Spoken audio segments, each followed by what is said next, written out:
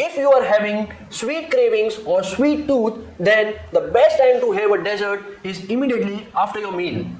Having dessert or sugary meal frequently on an empty stomach can spike your blood sugar levels and even increase your weight. Here are some replacements for dessert or sugar options. For normal ice creams, you can have sugar-free ice creams which has stevia as a replacement for sugar. For normal chocolate, you can have dark chocolate with high cocoa content and low sugar content which is below 15%.